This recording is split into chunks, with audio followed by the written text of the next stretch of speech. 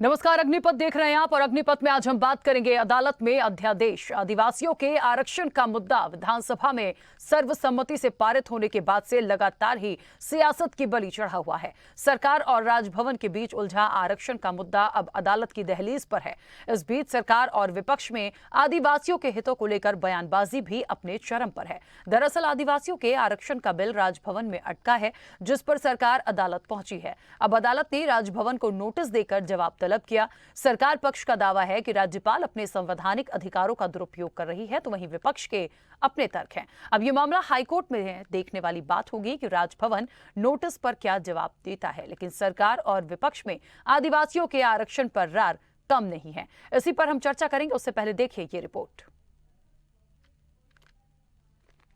राज्यपाल खुद अपने अधिकारों को दुरुपयोग कर रही है। उसको ये बिल में जो विधानसभा पारित हुआ है तो सरकार से पूछने को उसको अधिकार ही नहीं है, उसी आधार पर गए हैं।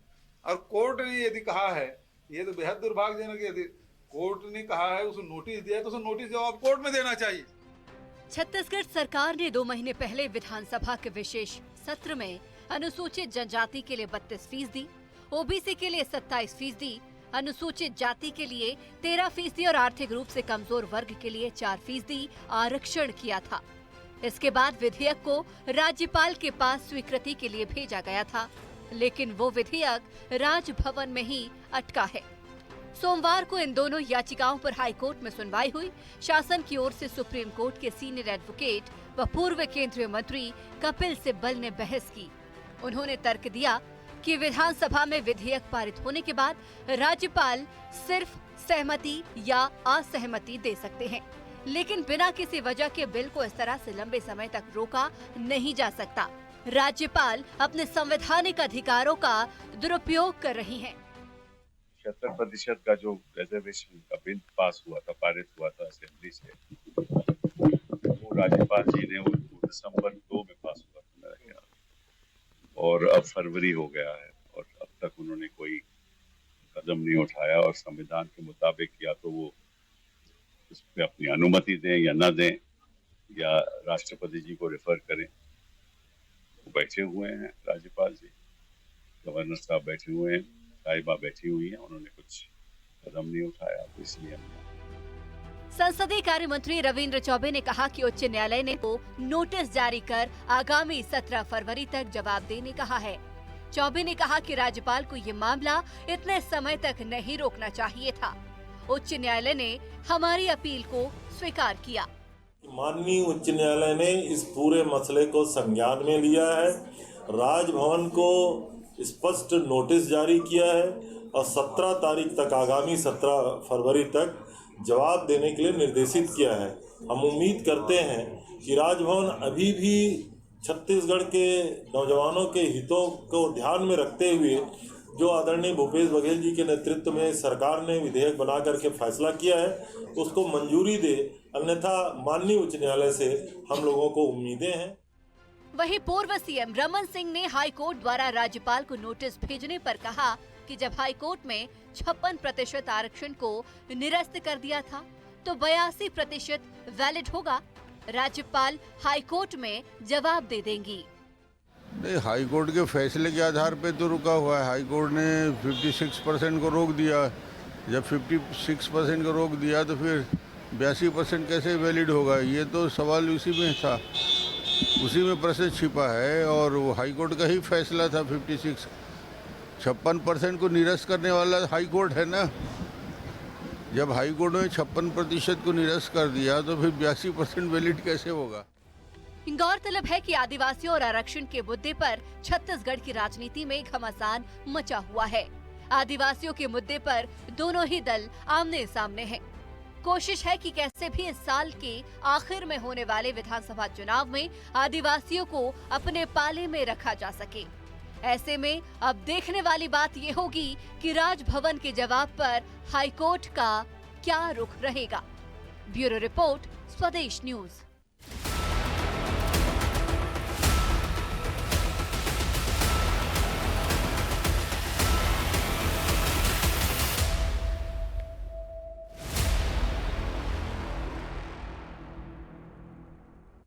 तो न्यायालय की चौखट पर आदिवासी आरक्षण। देखिए, इस पूरे मामले में जो कुछ भी चल रहा था वो किसी से छिपा नहीं। हम और आप बहुत बेहतर जानते हैं कि क्या हुआ। बात सिर्फ यहाँ थी कि राज्यपाल हस्ताक्षर कब करेंगी, कब सवाल जवाब होंगे, उनका जवाब कब आएगा, कब ये चीजें आगे जाएंगी। आखिरकार मामला कोर्ट तक पहुंचा और तमाम चीजें होने के बाद अब वहां से जो बातें आई हैं कि राज्यपाल इसमें अपनी जो भी उनको जवाब देना है वो दें, क्योंकि जिस तरीके से कपिल सिब्बल ने भी कहा कि आप इसको होल्ड करके नहीं रख सकते थे, या तो आप सहमति दीजिए या असहमति दीजिए, लेकिन आप इसे होल्ड करके नहीं रख सकते थे। इतने दिन तक इसको खींचना बिल्कुल ठीक नहीं था। अब इस अध्यादेश पर राजभवन से जवाब तलब किया गया है। इसके बाद क्या होगा, सवाल अभी भी वही है कि क्या जल्द इसकी जो एक कहते हैं कि इसका एक सॉल्यूशन निकलता दिखेगा, ये बड़ा सवाल है। इस चर्चा को मैं आगे बढ़ाऊंगी। हमारे साथ मेहमान जुड़े हैं, सबसे पहले आपका परिचय करा दें। कांग्रेस का पक्ष रखने के लिए अजय गंगवानी हमारे साथ जुड़े हैं। अजय जी, बहुत स्वागत चर्चा में जुड़ने के लिए। बीजेपी का पक्ष रखने के लिए के.एस. चौहान हमारे साथ जुड़े हैं। के.एस. चौहान जी, आपका भी बहुत स्वागत है। और वरिष्ठ पत्रकार मनीष वोरा हमारे साथ जुड़े हैं। मनीष जी, आपका भी बहुत स्वागत है। चर्चा की शुरुआत में सबसे पहले अजय जी आपसे करना चाहती हूं। मुझे लगता है अब वो समय आ गया कि अब जवाब तलब राज्यपाल से किया गया है। क्या लगता है अभी भी ये चीजें टलेंगी? क्योंकि अभी मामला हाईकोर्ट तक है। हो सकता है बीजेपी इसके लिए कोई और चीज सोचे और आगे प्लानिंग हो जाने की, लेकिन इसका सॉल्यूशन निकलना जरूरी है। क्या लग रहा है कि इसके बाद हो पाएगा? देखिए राखी जी, हमारी नियत नीतियों मंशा स्पष्ट है। कांग्रेस पार्टी ने हमेशा सामाजिक न्याय, समानता और समावेशी विकास इन सिद्धांतों को लेकर काम किया है। जो हमारे पाले में गेंद थी, हमने 2 दिसंबर को सर्वसम्मति से 90 विधायक, जिसमें भारतीय जनता पार्टी के राखी जी विधायक भी शामिल थे, ये 90 विधायक छत्तीसगढ़ की 3.25 करोड़ जनसंख्या का प्रतिनिधित्व करते हैं। अगर ये पूरे 90 विधायक सर्वसम्मति से किसी विधेयक को पारित करते हैं तो संवैधानिक प्रक्रिया के अंतर्गत राखी जी, संविधान का स्पष्ट प्रावधान है कि राज्यपाल महोदय के पास आर्टिकल 200 के अंतर्गत 3 ऑप्शन थे, या वो हस्ताक्षर करें, या अपने आपत्ति और सवालों के साथ विधानसभा को लौटाए, तीसरा राष्ट्रपति के पास अभिमत के लिए भेजी। लेकिन कहीं ना कहीं राज्यपाल महोदय ने एक संवैधानिक मुखिया के पद पे हैं, जिनका नैतिक दायित्व और नैतिक कर्तव्य भी सबसे अधिक है, उन्होंने इन 3 ऑप्शन को प्रयोग नहीं किया। उसके अलावा हमसे 10 सवाल के प्रश्न के जवाब मांगे गए, लेकिन कहीं ना कहीं हम आदिवासियों को हित चाहते थे, शोषित और वंचित वर्ग को अधिकार देने की हमारी नियत नीति स्पष्ट थी। हमने 10 दिन के अंदर 10 प्रश्नों के जवाब दिए, परंतु देखिए राज्यपाल महोदय ये वही महोदय है जो स्वयं आदिवासी है, लगातार आदिवासी हितों की बात करते रही, स्वयं सरकार को पत्र लिखकर विशेष सत्र बनाने की बात की, तुरंत हस्ताक्षर करने की बात की। आज वो 2 महीने से ज्यादा हो चुका है, क्यों हस्ताक्षर करने नहीं है? किसके दबाव में, किसके इशारे पर लगातार राजभवन को राजनीतिक अखाड़े के रूप में परिवर्तित किया जा रहा है? ये बहुत आपत्तिजनक राखी थी। देखिए कहीं ना कहीं हमारी राज्य सरकार, एक सामाजिक कार्यकर्ता और एक जो वकील है, उनके माध्यम से हाईकोर्ट में याचिका लगाई गई थी और माननीय उच्च न्यायालय की जज रजनी दुबे जी ने स्पष्ट रूप से कहा कि ये गैर संवैधानिक है और राजभवन सचिवालय से 17 फरवरी तक जवाब मांगा गया है। देखिए स्पष्ट है, आप भारतीय जनता पार्टी एक बार दोहरा क्षेत्र देखिए, आज विधानसभा में सहमति दिखाते हैं, परंतु बैकडोर से राजनीतिक अखाड़े के दम पे आज रोकने का प्रयास किया जा रहा है। अजय जी, अब इसका समाधान होता दिखता है या अभी भी ये मामला और खिंचेगा? देखिए हम लोग पूरा 100% प्रयास कर रहे हैं, क्योंकि हमारे लिए राजनीतिक मुद्दा नहीं है, ये आदिवासी आरक्षण की बात है, शोषित वंचित वर्ग को अधिकार देने की बात है। और आखिर देखिए इनका क्षेत्र इस बात से स्पष्ट होता है, छत्तीसगढ़ में 2 दिसंबर को पारित होता है, आज 2 फरवरी से ज्यादा 2 महीने से ज्यादा हो गया। झारखंड में विपक्ष की सरकार है, 2.5 महीने से ज्यादा हो गया, वहां पारित नहीं होता। लेकिन कर्नाटक, जहां भारतीय जनता पार्टी की सरकार है, तुरंत राजभवन हस्ताक्षर से पारित कर देता है, क्योंकि ये चाहता है कि भारतीय जनता पार्टी को फायदा मिले। परंतु छत्तीसगढ़ में जानबूझकर आज कहीं ना कहीं एकाध परिसर में बैठकर आरक्षण संशोधन को रोकने की साजिश और षड्यंत्र सिर्फ इसलिए किया जा रहा है कि कहीं आने वाले 2023 के विधानसभा चुनाव में कांग्रेस सरकार को फायदा न मिले। लेकिन ये राजनीतिक अखाड़े के कारण आज जो शोषित और वंचित वर्ग को अधिकार रोकने का प्रयास किया जा रहा है। 11 लाख युवाओं की भर्ती और शिक्षा जो प्रवेश भर्ती रुकी हुई है, उसके लिए कौन जिम्मेदार है? इस बात का जवाब यहाँ बैठे प्रवक्ता महोदय को देना चाहिए। ठीक है। और कहीं ना कहीं माननीय उच्च न्यायालय ने राखी जी अपना स्पष्ट वक्तव्य दिया है कि कोई संवैधानिक अधिकार नहीं है, आप उसको पारित करिए या राष्ट्रपति भवन को भेजिए। ठीक है, चलिए अजय जी वापस आ रही है। ठीक है, जवाब लेते हैं के.एस. चौहान जी। के.एस. चौहान जी, सवाल उन्हीं की तरफ से आ गए हैं, मुझे लगता है उस पर पहले अपनी बात रखिएगा। राखी जी, सबसे मेन बात यह है कि कानून बनाना ही सिर्फ मेन नहीं है, कानून को बनाए रखना ही मेन है, जो कि हमारे राज्यपाल ने ये कोशिश की कि कानून बना रहे, आगे जाके चैलेंज ना हो। इस वजह से 10 जो क्वेश्चन पूछे गए वो पूछे गए कि ये किस आधार पे ये किया गया है और क्वांटिफाइबल डाटा की रिपोर्ट आपकी कहां पर है। वो आपने पूरे जो उत्तर थे वो आपने कोई क्वेश्चन कुछ और पूछा गया था और आंसर कुछ और मिला, जिसके कारण अभी तक राज्यपाल महोदय उस निर्णय तक नहीं पहुंच पाई है कि आगे बढ़ाया जाए कि ना बढ़ाया जाए।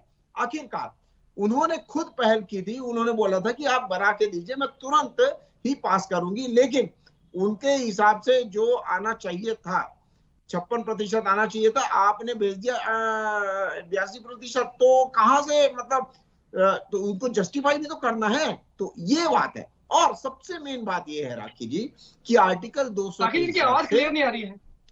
आर्टिकल 200 के हिसाब ये उल्लेखित है कि राज्यपाल किसी भी विधेयक को पास कर सकती है या वापस लौटा सकती है या फिर सुरक्षित रख सकती है राष्ट्रपति महोदय के सलाह के लिए। दूसरी बात यह है कि उस विधेयक और उस आर्टिकल में बैठ के एक मिनट अजय जी बोलने दीजिए, उनकी बात हो जाए फिर अपन करते हैं कंटिन्यू। इस आर्टिकल 200 में रोकने का अजय जी प्लीज देखिए, वो बीच में नहीं बोले थे, उन्हें उनकी बात तो रखने दीजिए, मैं आ रही हूँ वापस। जी 200 के हिसाब से ये भी लिखा हुआ है, ये नहीं लिखा हुआ है कि कितने समय तक आप रोक सकते हैं, कितने समय तक नहीं रोक सकते हैं। हाँ ठीक है, माननीय न्यायालय ने अभी फरवरी का समय दिया हुआ है, जो कि एक मतलब इसलिए दिया हुआ है, ये संविधान में नहीं है, लेकिन इसलिए दिया गया है कि जल्द से जल्द इसका निपटारा हो। दूसरी बात, दोहरा चरित्र किसका है? तो दोहरा चरित्र है कांग्रेस पार्टी का। जब 32 से 20% आया था, आप सिर्फ इसलिए नहीं करवाना चाहते थे क्योंकि इसका सेहरा रमन सिंह सरकार के ऊपर ना आ जाए। और दूसरी बात यह है कि आपने खुद याचिका दायर करवाई 2 लोगों से, जिसको आपने पुरस्कृत किया। एक को अनुसूचित जाति का अध्यक्ष बना दिया, एक को राज्य मंत्री का दर्जा दे दिया, दोनों ही। और एक पूर्व विधायक आपकी इसमें संलग्न थी। ये सभी षड्यंत्रवश ये सब चीजें की गई। जो दस्तावेज आपने पेश करने चाहिए थे वो आपने किए नहीं। सर्ववादी समाज सब जानता है। और जब कवासी लखमा जी जाते हैं भानु प्रतापपुर कैंपेनिंग के लिए, तो उनको ये आक्रोश सहना पड़ता है कि आपने ऐसा क्यों किया, और क्योंकि दायित्व तो आपका था। वहां पर जो हाई कोर्ट में बचाए रखने का दायित्व था वो राज्य सरकार का था। और दूसरी बात, भारतीय जनता पार्टी की इस जो विधेयक पास करने के लिए भूमिका थी वो भारतीय जनता पार्टी ने निभाई। अब मैं ये पूछना चाहता हूं, सिर्फ मेरे 2 सवाल है। पहला सवाल ये है कि राज्यपाल ने क्या कोई भी काम असंवैधानिक किया है? First question. सेकंड क्वेश्चन, आपने क्वांटिफाइबल डाटा अभी तक पेश क्यों नहीं किया? ये 2 ही क्वेश्चन है और तीसरा क्वेश्चन नहीं है। आप ये दोनों क्वेश्चन बता दीजिए और आप बताइए, उसमें दूध का दूध। ठीक है, मैं जवाब लूंगी। मनीष जी की प्रतिक्रिया आ जाए उसके बाद जवाब लेती हूँ मैं अजय जी आपसे। मनीष जी, मेरा आज की चर्चा में एक ही सवाल है जिसके लिए मुझे इतनी सारी चीजें फिर से सुननी पड़ रही हैं। मुझे लगता है हम सब जानते हैं कि आरक्षण को लेके क्या हुआ है, तो अब हम उससे छोड़कर ये बात करें कि अब जो जवाब तलब कोर्ट की तरफ से राज्यपाल से किया गया है, जो फरवरी की तारीख दी गई है कि आप बताइए, और तमाम चीजों में जो भी होता है इसका सॉल्यूशन निकले, क्या इसका सॉल्यूशन अभी भी निकल पाएगा या नहीं?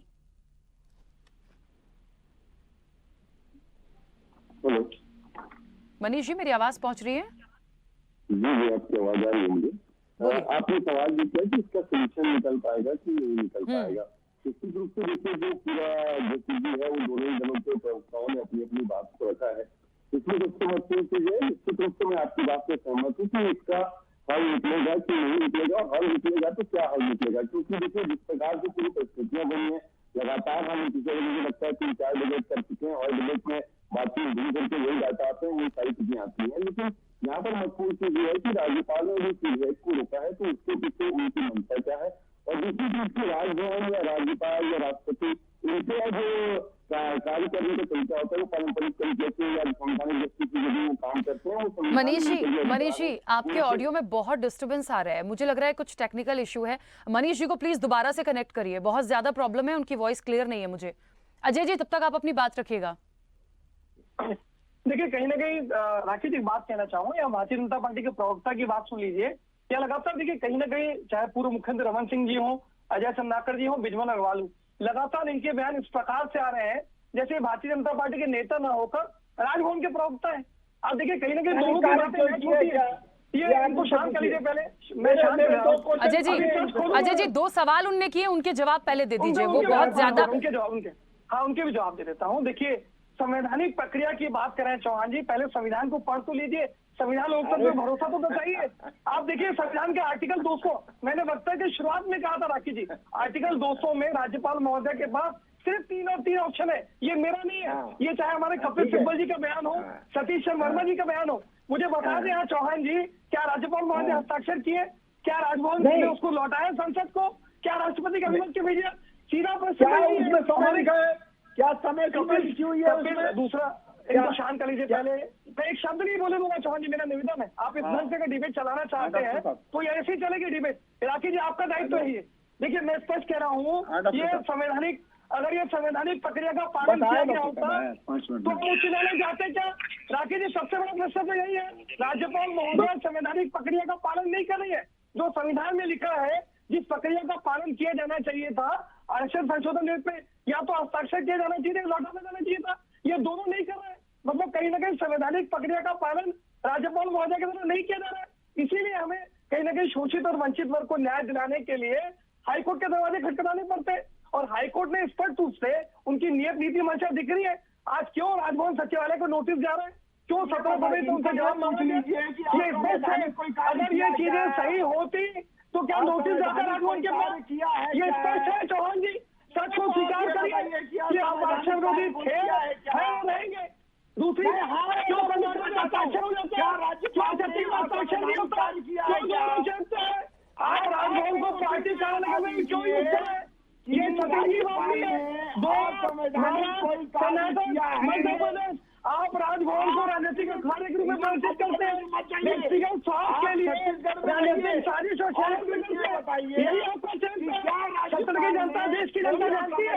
बिहार के उपचुनाव में मोहन भागवत जी कहते आरक्षण की समीक्षा करके समाप्त करने का सवाल। ये आरक्षण की लड़ाई, विरोधी थे, आरक्षण की लड़ाई यदि इस तरह से होती रही तो इसका समाधान बिल्कुल नहीं निकल पाएगा। मुझे लगता है पॉइंट टू पॉइंट यदि सवाल जवाब हो रहे हैं तो उसके जवाब आते जाएं। ठीक है, चलिए मैं अब वापस आऊंगी। आप दोनों ने बोला, रुकिए मनीष जी को क्यों मैं दोबारा कनेक्ट करवाया, मनीष जी की बात आ जाए। अजय जी प्लीज, मनीष जी अब आप अपनी बात पूरी कीजिएगा।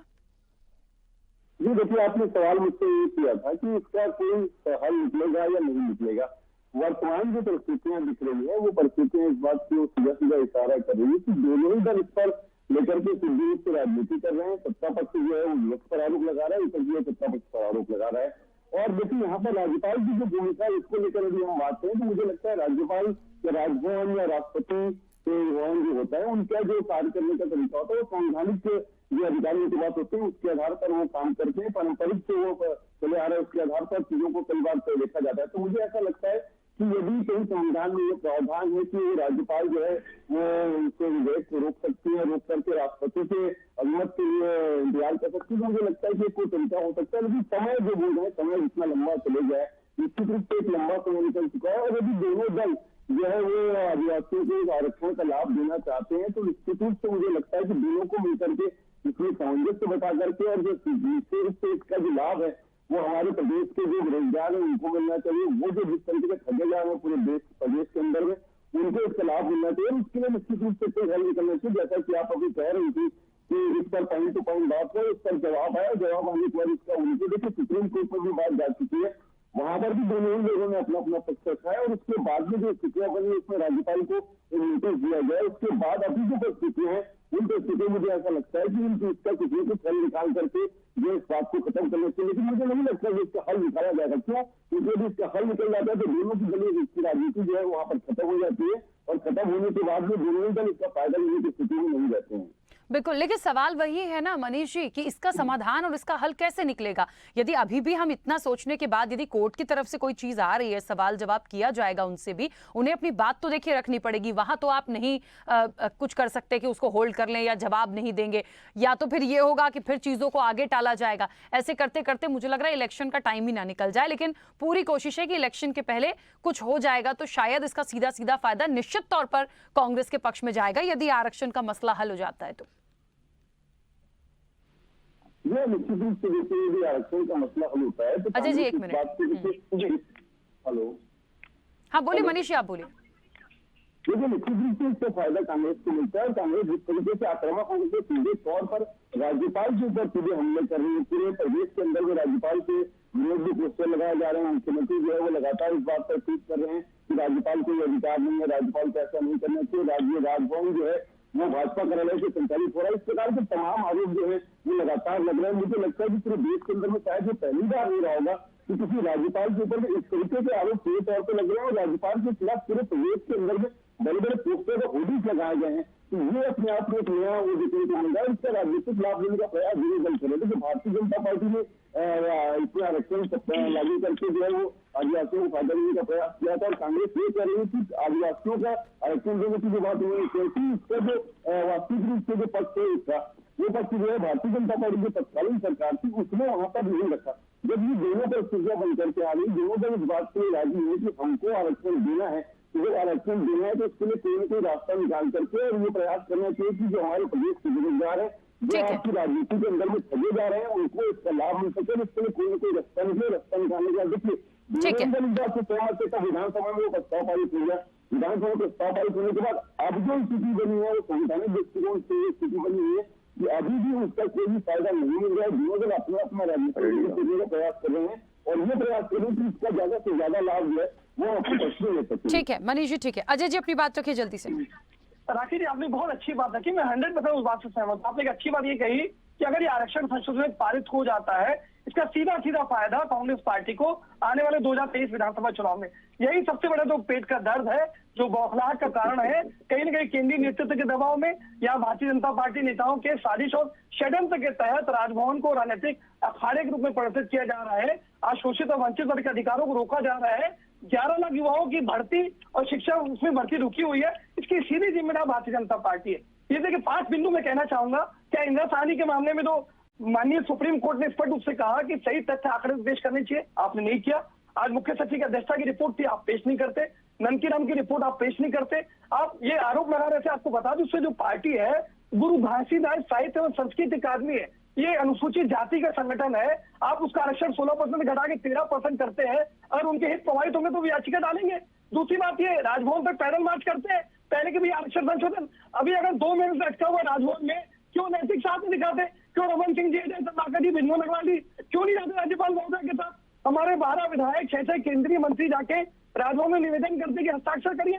आप में नैतिक साहस है, सचमुच आरक्षण समर्थक है, आदिवासी समर्थक है, चलिए हमारे राजभवन। देखिए सबसे बड़ा तरीका ये है, सर्व आदिवासी समाज का प्रतिनिधि मंडल जब राजभवन जाता है तो राज्यपाल महोदय मिलने के लिए तैयार नहीं होती। आखिर क्यों? फिर से आज कहने के देखिए 370 किलोमीटर की यात्रा आज सर्व आदिवासी समाज दंतेवाड़ा से राजभवन करने वाले हैं। क्या राजभवन का ये दायित्व नहीं है कि आदिवासी वर्ग को उनका हक दिया जाए? हम देखिए लगातार इसके लिए प्रयास करें। आपके लोकप्रिय चैनल स्पष्ट कर दूं, माननीय उच्च न्यायालय ने अपना रुख स्पष्ट किया है। 17 फरवरी तक उनसे जवाब मांगा है। हमें पूरा विश्वास है हम सड़क से सदन की लड़ाई लड़ेंगे और आखिरी में आदिवासियों को हक दिलाने में सफल होंगे। चलिए मैं बीच में रोकूंगी। केएस चौहान जी जल्दी से अपनी बात रख लीजिएगा, ठीक है? अजय जी प्लीज, समय हो गया है। केएस चौहान जी जल्दी से बोलिएगा प्लीज पॉइंट पे। राखी जी पूरा डिबेट खत्म हो गया है, लेकिन इन्होंने मेरे 2 क्वेश्चन का आंसर नहीं दिया। क्या राज्यपाल जी असंवैधानिक कोई कार्य कर रही है? दूसरा, आप क्वांटिफाइड डाटा पेश किए क्या? तीसरा, सर्व आदिवासी समाज ये बहुत अच्छे से जानता है आक्रोशित किसके ऊपर हो रहा है। सर मैंने तो पूरी चर्चा में एक ही सवाल किया है, आप लोगों के इतने हैं, मैंने तो एक ही सवाल किया था सॉल्यूशन निकलेगा कि नहीं और आगे क्या, वही 100% निकलेगा राखी एक जी, जवाब मनीष जी की 100% तरफ से निकलेगा। मिला है कि अभी भी सॉल्यूशन निकलता नहीं दिखता। खैर चलिए, फिर इस चर्चा में दोबारा बैठेंगे क्योंकि ये मुद्दा बहुत बड़ा है और गंभीर भी है और उम्मीद यही है कि इसका सॉल्यूशन जल्द निकले। फिलहाल समय हो गया, आप सभी का बहुत शुक्रिया इस चर्चा में जुड़ने के लिए। तो निश्चित तौर पर देखिए, आरक्षण का मुद्दा अदालत में अध्यादेश है। अब राज्यपाल से सवाल जवाब किए गए हैं, उन्हें अपना जवाब देना है। वो क्या देती हैं, कैसे देती हैं, कितना वक्त लगेगा, ये उन पर तय है। लेकिन एक बात है कि ये जो पूरा मैटर है, ये इतनी जल्दी इसका कोई सॉल्यूशन निकलेगा वो फिलहाल होता नहीं दिखाया जाता। और सीधी सी बात है, बहुत स्पष्ट है कि ये जो पूरी जद्दोजहद हो रही है वो कहीं ना कहीं मिशन 2023 के लिए ये मुद्दा बहुत बड़ा और गरमाया हुआ है। क्या होगा ये आने वाले समय में देखना दिलचस्प होगा। चर्चा में इतना ही, दीजिए इजाजत, नमस्कार।